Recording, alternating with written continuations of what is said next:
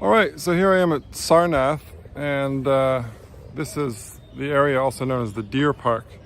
So that's the Mrigadava, and so called because the king was moved by compassion because of the influence of Buddhism. He let the deer roam free, hence the Deer Park. So the Deer Park at Sarnath is famous because it's here where the Buddha preached his first sermon, and where he also started the sangha, the community of Buddhists throughout the world, and the community of monks. So he had his first 5 disciples here: Kaundiya, Asaji, Badiya, Vapa, and Mahanama. And then that became a core of 60 monks, and then they went out into the world, and the result is, Buddhism being one of the great world religions. Ashoka in the 3rd century BC, the great Buddhist emperor of the Mauryan Empire, he erected here the Dharma Rajika stupa, which you can't see much of today, and also a pillar, which is now in the museum here on site. In the 1st century AD, we have the reign of the Kushans.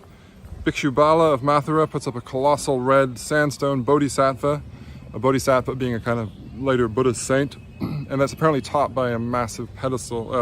We go into the time of the Guptas, so the 4th to the 6th centuries AD. The main shrine is enlarged. The Damak stupa is redecorated with floral themes. And then we get into the era of these 2 very interesting Chinese pilgrims I've mentioned before at some of these sites. So Fajian visits in 410 to 411 AD, and he sees 4 stupas here, and he sees 2 monasteries, or he reports on those. And then later on, around 640 AD, we have Xuanzang. Xuanzang visits, he reports on hundreds of small shrines and stupas. He talks about a monastery that's 60 meters high, containing a large Buddha statue. He also says there are about 1,500 priests here who study the little vehicle, according to the Samathiya school. The little vehicle, of course, being the Hinayana. This is the Theravada way, the more conservative Orthodox school of Buddhism that's now popular in Southeast Asia and Burma. And Xuanzang also mentions a pillar of Ashoka. That's the one that I mentioned already is in the museum. So Sarnath continues to thrive then under the Pala kings, who were Buddhists, from the 8th to the, let's say, 11th century AD, and then under the Gahadavala kings, who have a capital at Varanasi, so right here. And inscriptions actually show that they not only tolerated these monasteries, these Buddhist monasteries and temples, they actually occasionally sponsored them with donations of their own. The last Gahadavala king, unfortunately, Raijai Chand, was killed by Muslim invaders under Qutbuddin Aibak, who then sacks Sarnath. He brings away, the sources tell us, 1,400 camel loads of treasure. The Buddhists here disperse. They flee to Sikkim, to Nepal, to Tibet, to the mountainous areas. And it's from this point that Buddhism begins its precipitous decline on the Indian subcontinent. Despite having been founded right here at Sarnath and other nearby sites, it's really not going to be a major force in Indian history, despite the best efforts of Ashoka and others. And this site, Sarnath, once a great site of Buddhist monasticism and learning and religion, this is going to decline, it's going to be buried, and it's only really going to be re-explored, redescribed by archaeologists in the 19th century. I mentioned that the Gahadavala kings not only tolerated these Buddhist monasteries in Sarnath, but also sometimes supported them and sometimes sponsored them with their own money. And this is a good example. So this is the monastery that was put up by Kumara Devi, who was the queen of Govind Chandra Dev, who was one of these Gahadavala monarchs. And we know that she donated money to this monastery because we found an inscription in 1908 called the Kumara Devi inscription, which tells us in detail about how this monastery was set up and how Kumara Devi was active in sponsoring it. Well, here I am with some broken pillars and other fragments of sculpture at Sarnath, and it's probably the place to give you a brief run-through of the archaeological history of the site. This is going to be not comprehensive at all, it's highly selective, but a lot of the Westerners who uncovered and described the older layers of Sarnath were actually associated with the East India Company and or the British Army. And as we'll see later on, some German archaeologists get in on the act as well. And all through this period, I should stress, the archaeological remains are being looted either by local Muslim rulers or by local people for construction and bridges and so on and so forth. So the first Western mention of the site actually is by Jonathan Duncan. Jonathan Duncan in 1794 mentions the discovery of 2 urns by Jagat Singh, the local ruler.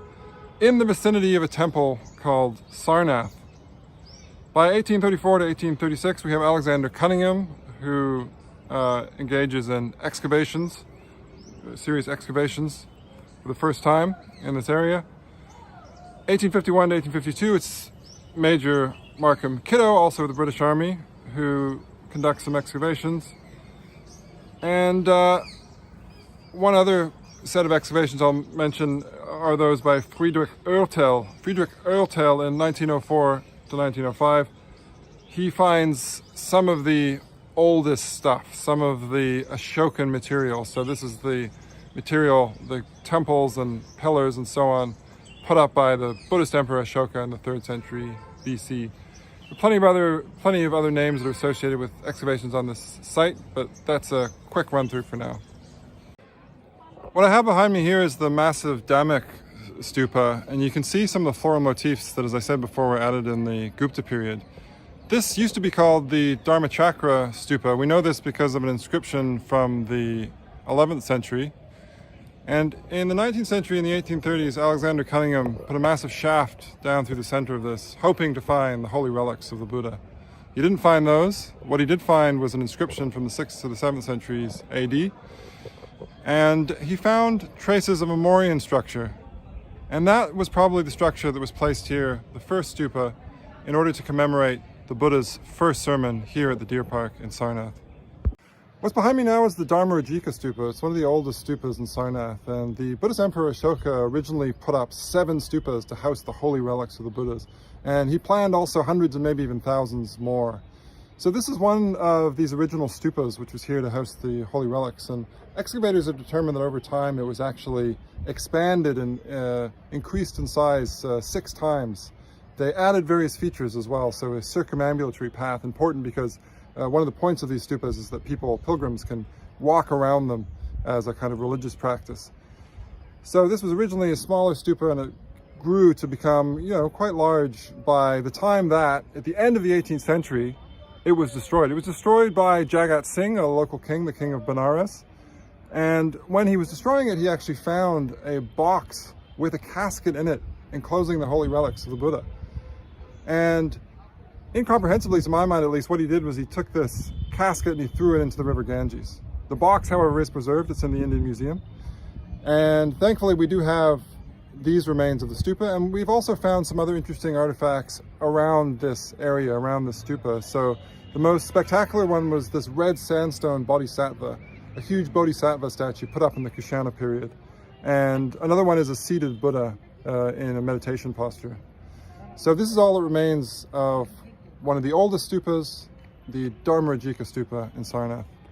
So I just wanted to show you a couple, or in fact, the 2 artifacts that I mentioned at the end of the video that I did on site. And these 2 artifacts are in the museum in Sarnath, but unfortunately you aren't allowed to film in there. So I had to get some pictures off the internet.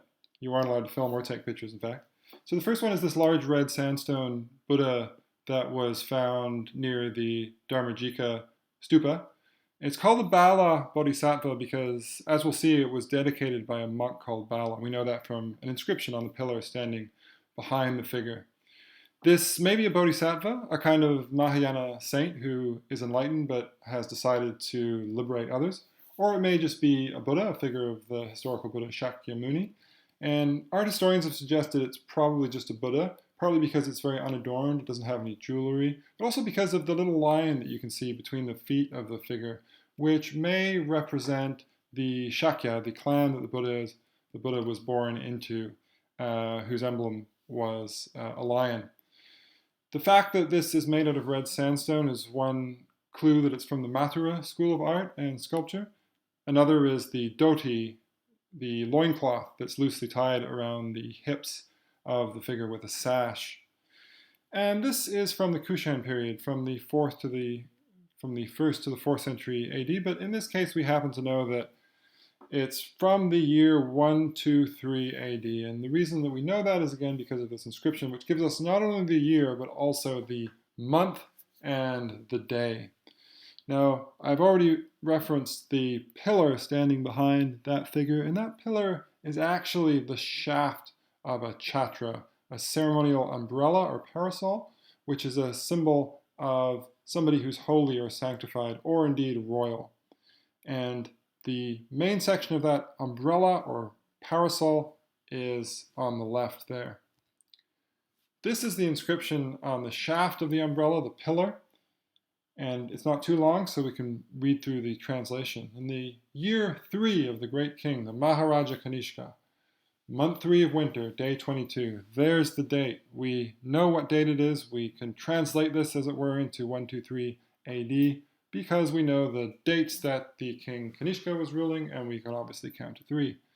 On this aforementioned date, as the gift of the monk Bala, that's the donor, Tripitaka master, that is a master of the Pali Canon, and companion of the monk Pushyabuddhi, this bodhisattva and umbrella and staff, that's the parasol and pillar, was established in Varanasi at the Lord's Promenade, together with Bala's mother and father, with his teachers and masters, his companions and students, with the Tripitaka master, Buddha Mitra, with the Kshatrapa of Vanaspara, and Karapalana. So the Kshatrapa, that's a word that's cognate with Persian word for local governors, regional governors, satrap, and with the 4 communities for the welfare and happiness of all beings.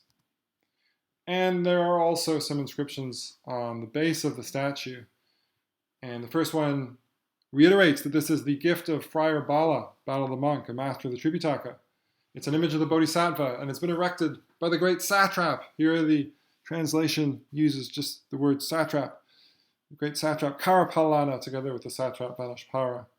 And finally, the base of the statue on the back, we have, in the 3rd year of the Maharaja, the great king Kanishka, the 3rd month of winter, the 23rd day, on this date, has this gift of the monk Bala, a master of the Tripitaka, an image of the Bodhisattva, and an umbrella with a post or a pillar been erected. This is the chhatra. This is the parasol or the umbrella. As you can see, it's lavishly decorated with a leaf pattern on the smallest of the concentric circles. It also has signs resembling signs of the zodiac, some kind of astronomical pattern. Also found near the Dharmarajika temple, we have the seated Buddha in Dharma Chakra Mudra, i.e., he has the hand gesture of the wheel chakra of the Dharma, the law. This is a gesture which is associated with the promulgation of Buddhist doctrine, the turning of the wheel of Dharma. And the Buddha has a halo behind him. He has celestial beings who are behind that or just in front of that halo. And he has these 2 leogryphs, these mythical beasts that accompany him on both sides, which are often associated with the Buddha. And below we have this pedestal with sculptures in relief. And we can see from the right-hand side of it, we can see the 5 first disciples of the Buddha that I talked about at the beginning of my video that I did on site. Well, you can actually see 3 monks on the right-hand side there, and then you can see a wheel. That, again, is the wheel of Dharma, associated with the doctrines of the Buddha. Of course, Sarnath is the place where he preached his first sermon, where he set this wheel of Dharma in motion. And then on the other side, on the left-hand side of that wheel, you see 2 more monks.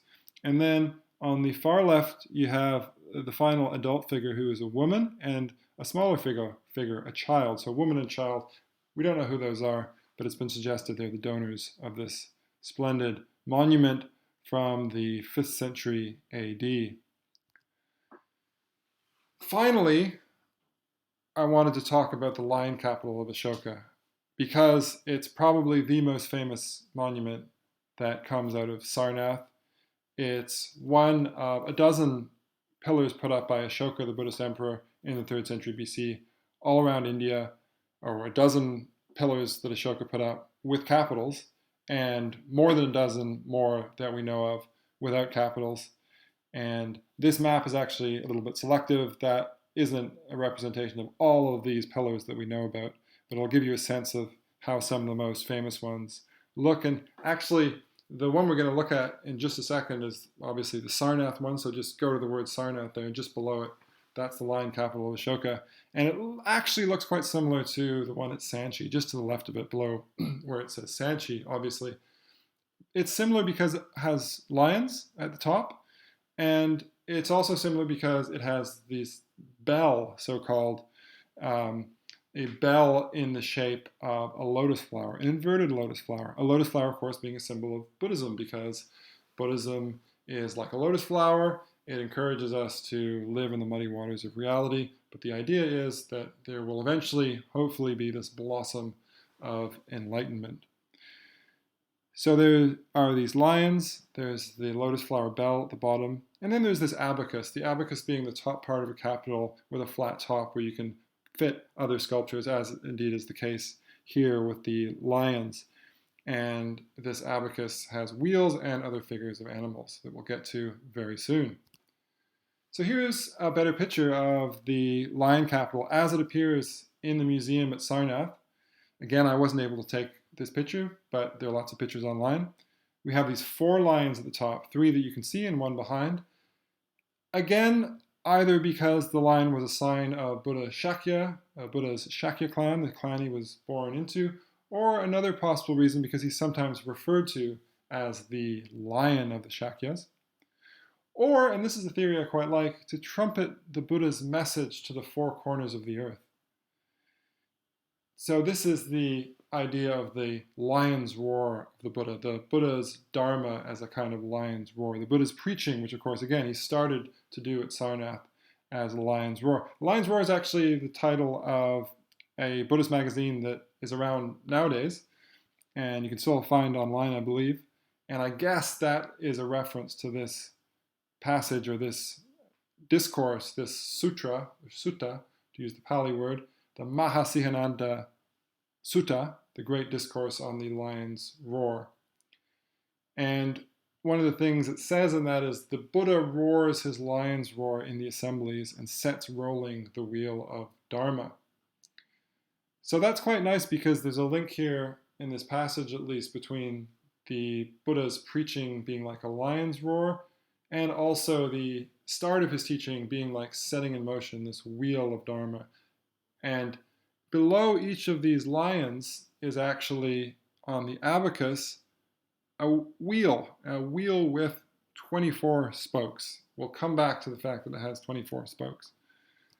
But let's for the moment just look at the abacus a bit more closely. So there are these wheels there, and between the wheels there are these figures of animals. So what we have is a lion, an elephant. You can see the elephant on the right of the picture at the bottom. A horse, which is in the middle, a galloping horse. A bull, which is at the left of the bottommost picture. And so what do these mean? Well, there are many different theories. The one that I think is the best one has to do with the Buddha's life. So these are all symbols associated with the Buddha and the Buddha's life. So the lion we've just talked about, maybe it's associated with the Buddha's background in the Shakya clan. Maybe it's associated with his roar, the roar of his preaching, which starts at Sarnath. The elephant is associated with the Buddha's birth. There's a famous story of the Buddha's mother, Maya, dreaming of an elephant around the time that the Buddha was conceived, the elephant entering her womb in that dream. The horse may be a reference to the horse on which the Buddha left his palace in order to become a spiritual seeker.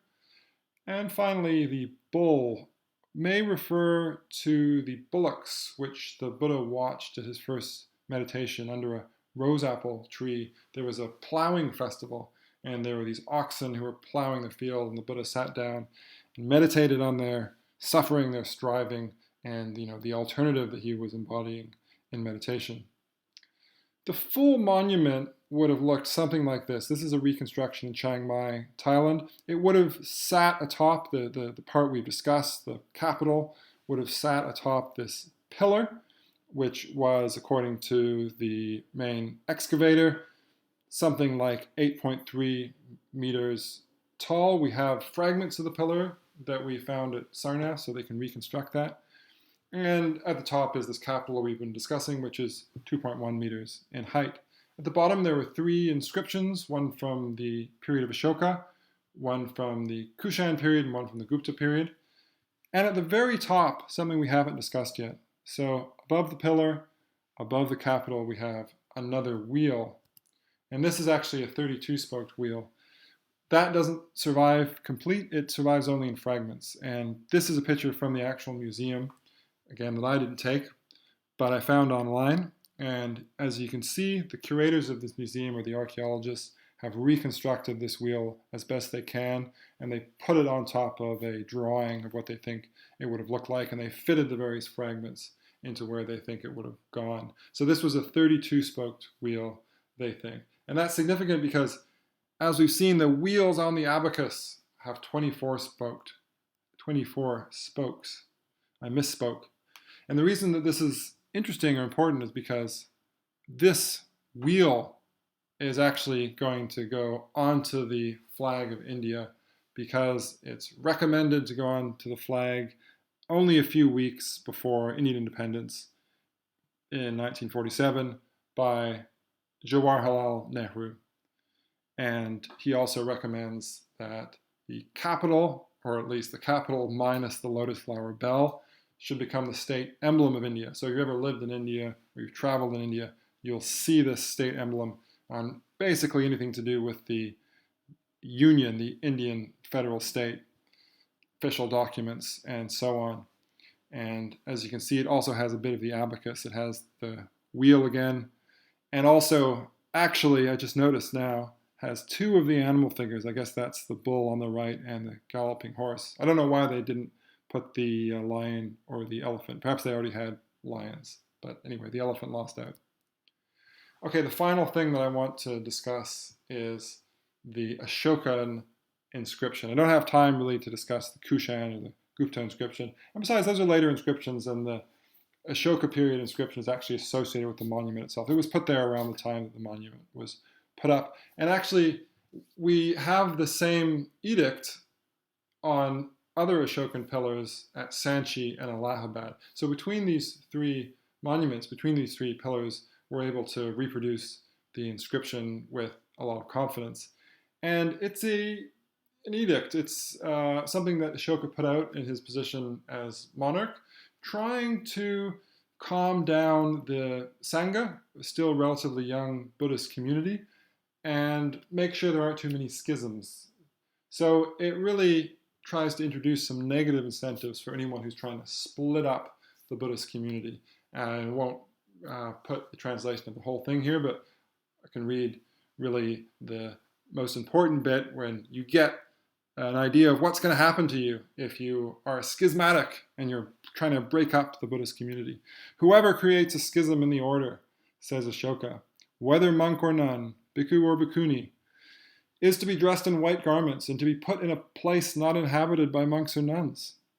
In other words, you're going to be excommunicated from the Buddhist sangha.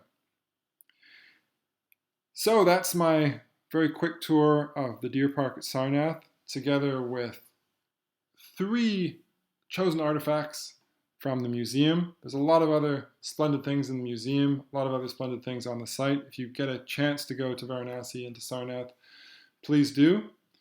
If you've already been there, or you haven't already been there, but you still know more than me about this, please write in the comments, or if you have questions or criticisms, don't hold back. Thanks very much.